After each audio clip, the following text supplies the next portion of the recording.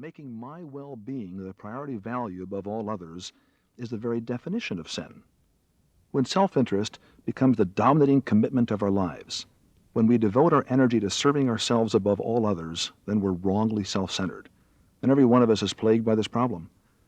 But very few even notice their self-interest. Fewer still are concerned about it. A commitment to our own well-being provides energy for coping with life. It's encouraged. Look out for yourself. Who else is going to?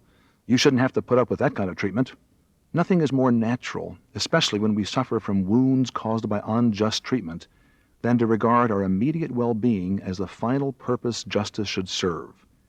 Before we can begin to talk about putting marriages together, before we can discuss the differences between men and women and how they can be enjoyed, before we can recover from our wounds, we must deal with our common problem of self-centeredness.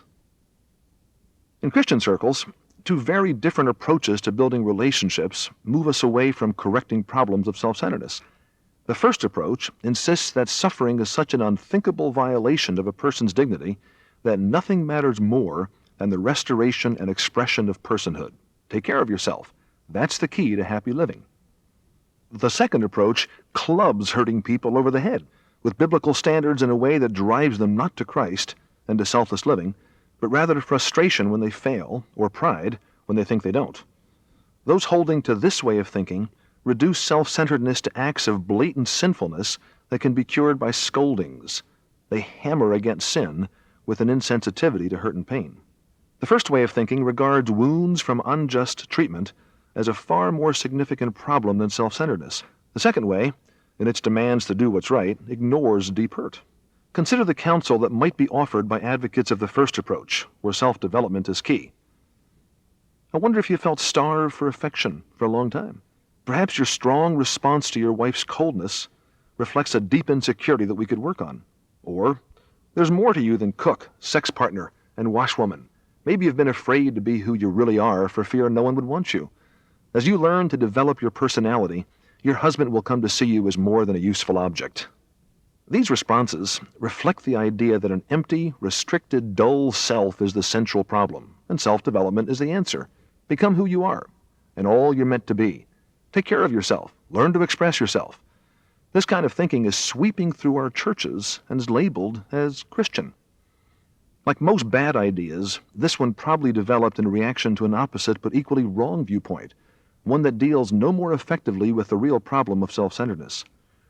In conservative circles, Christianity too often has been reduced to a joyless moralism, a set of responsibilities that need to be obeyed to demonstrate a regenerated heart. The focus is less on our relationship with Christ and more on the proof of that relationship. Unlike those adhering to the first view, which presents Christianity as a chance to come alive as a person, those holding to the second view typically talk about duties and commandments. Your wife's lack of affection may be difficult to handle, but it's no excuse for leaving her. Or, it's regrettable that you feel so used and empty, but your role as a wife is to submit to your husband, and knowing that you're obeying God will be your joy.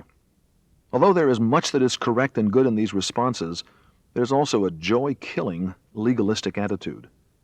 The heart of legalism is to make required performance more central to Christian living than our Lord's invitation to enjoy Him. In this view, the Lord's death becomes the basis for pressured living.